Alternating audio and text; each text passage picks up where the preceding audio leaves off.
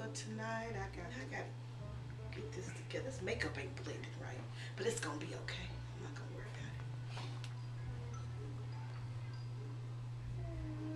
about it. Hey, baby, how you been? How you been doing? Oh, babe, what you doing? What you mean? You gonna have to do something with that face. You gotta call professional or something. This ain't gonna work. That got to be the wrong color or something. That color don't even match your face. Ain't nothing wrong with my face. Hey, Miss Makeup here. Okay, so yeah, how many times have you seen that before, ladies? You go out and you see somebody whose color may be a little bit off. Maybe it's 2 shades too light, maybe it's 2 shades too dark, it's yellow, it's red, it's green, it's just all wrong. So today, what I want to do is show you how to pick your perfect foundation and how to apply it. The first step that you want to do is you want to consider the surface tone and the undertone. Why? Because both of these plays a part in the foundation that you pick. So how do you determine your undertone? It's called the wrist test. What you do is you take a person's wrist or your wrist and you press your thumb on there. When you release your thumb, you see that color? It's green. If it's green, you're warm. If it's blue, you're a cool tone. And if it's green and blue, you're neutral. And that's how you know your undertone. Surface tone, most time people try to choose based on just looking at a person and the color of their skin. Well, surface tone is unrealistic. It's not a good detector because surface tone is affected by sun. You may have a tan, you may have an allergic reaction that may change your color. You may be sick and you may look sallow, or you may have a little redness. Foundations come in yellow, pink, red, and beige. So that's why it's important that you check for the undertone, because if they have a yellowish undertone, you want to go with a foundation that has a yellow base. Another way to check is to take a white piece of paper. This is a good indication you can see the undertone. You place it right next to the collarbone, and I don't know if you can see that, but again, I'm seeing a yellowish golden undertone. So I'm going to stick with a foundation that basically has that same undertone. The first thing that you want to do is you want to pick 3 shades of foundation that you think is close to the color that you are. Or if it's your client's color, you pick 3 shades that's close. And what I'm going to do is called the stripe test. So basically, I'm going to make 3 stripes right here on her jawline. Now, she's pretty even around her face area. If a person is lighter in the center of their face, you want to do the stripe test right here on their cheeks. If they're pretty even, you want to do their jawline. And if you really can't tell their neck is lighter than their face, then you actually want to do the stripe test on the neck. You want her face to flow down into her décolleté. If she has on a cut shirt, you want everything to flow evenly. You don't want that cut off head look where her head looks a totally different color than the rest of her body. So what I'm going to do is I'm going to take 3 shades. That's a darker shade. This is a medium shade, like in between the two. And then this is a lighter shade.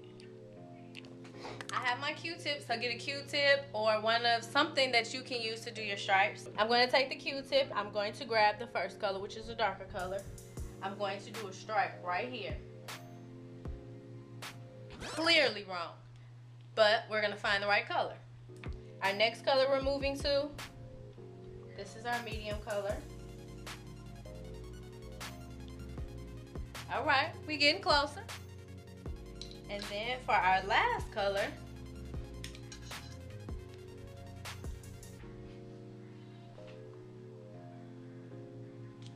I'm going to do a stripe. Now what you want to do is you want to let that sit for a minute, because foundation oxidizes, which means it gets darker. So you want to let it sit and dry a little bit. And then once that's dried a little bit, what you want to do is take another clean Q-tip, draw a horizontal line in between all of them. And then what you do is you take your finger and you start blending down to see which one actually blends into the skin.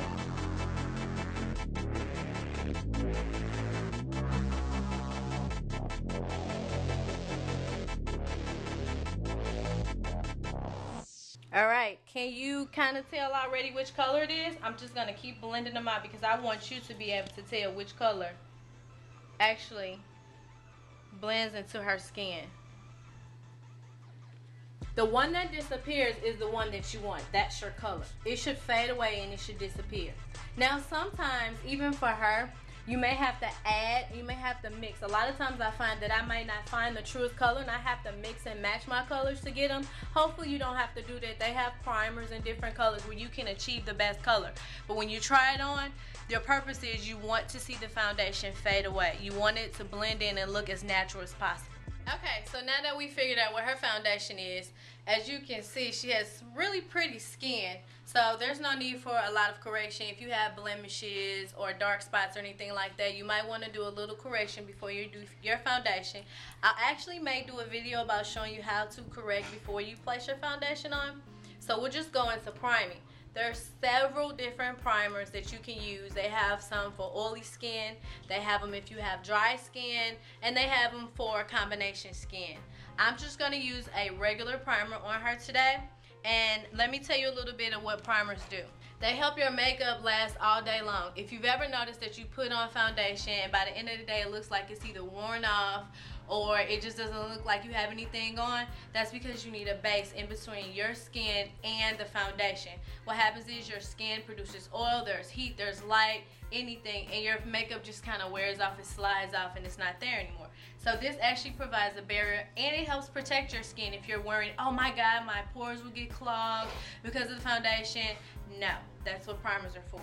And I'm using good old NARS, and a lot of times with his products he likes you to warm them up in your hand because it works better. It makes the products go on a lot smoother and better. So you just warm this up in your fingers a little bit, and I'm actually just going to concentrate on the nose, the cheeks, the forehead, and the chin. You can actually use a brush as well. Sometimes using a brush helps get your brush moisturized and wet and ready to apply your foundation.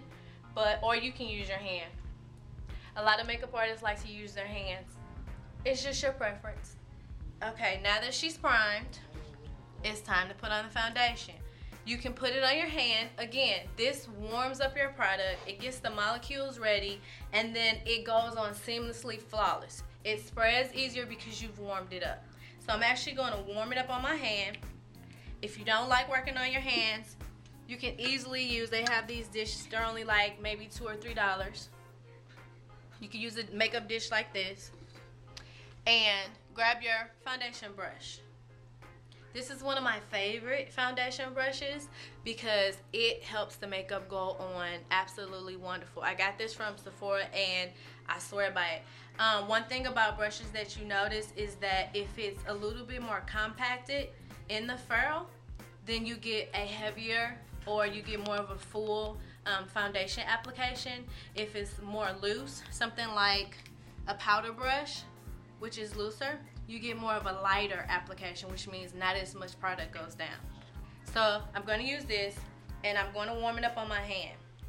So as you see, I have the foundation. I only used about 1 pump. If you need to add more, you definitely can. Now ladies, you do want to start in the middle of your face. You know why? Because that's usually where we're lighter at, in the middle.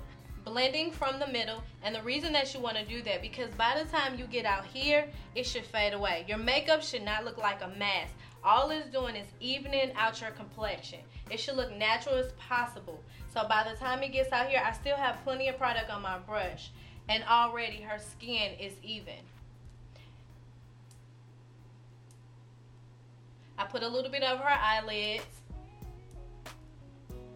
And that's if you have darker eyelids, you can actually use your foundation underneath your concealers or eyeshadow bases to help already correct that area if it's dark or lighter. And so everything is even. Now if you do have a different color neck, you want to bring this down. Especially if you're wearing a low cut top, because you want your neck and your face, as I said, to all blend well together. So you just extend this down your neck a little bit. And I only use maybe like 1 or 2 pumps. If you want fuller coverage, you definitely can add more. But again, ladies, all we're doing is correcting our skin so that we have one shade.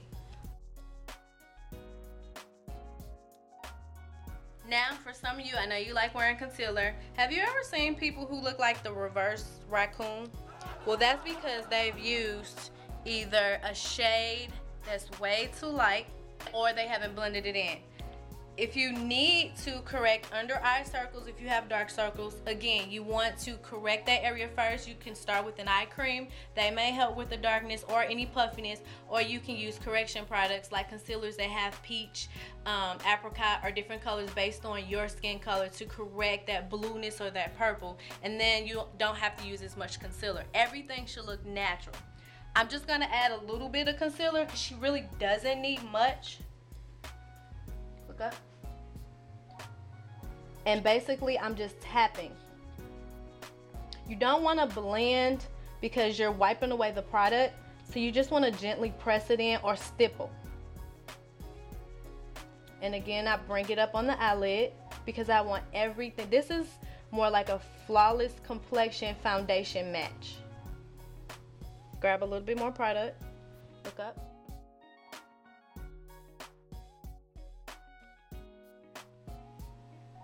Now, I only did one shade lighter. If you do need a little bit more brightness, you can go 2 shades lighter. It's all your preference, but you definitely want to make sure that you blend and you don't get that reverse raccoon. And you can obviously see the concealer sitting right here in your eye area. You want to set it. I am going to set it with a powder the same shade, 1 shade lighter. And what you want to do, you don't want to go in and do like that because you're removing the product. I'm going to do what they call a press and roll. And that's just setting the concealer.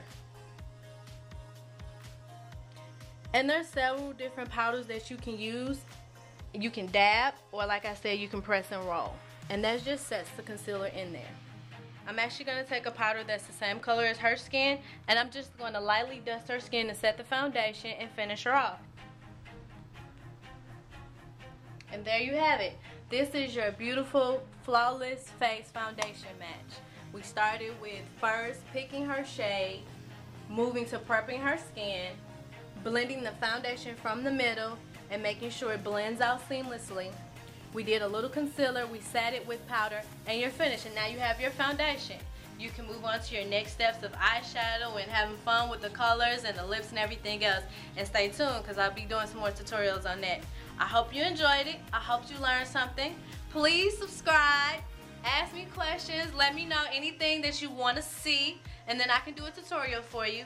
Don't forget to go to my website, reflectionslovingme, LOVENme.com, and don't forget to come check me out on Facebook or follow me, Miss Makeup, Instagram and Twitter.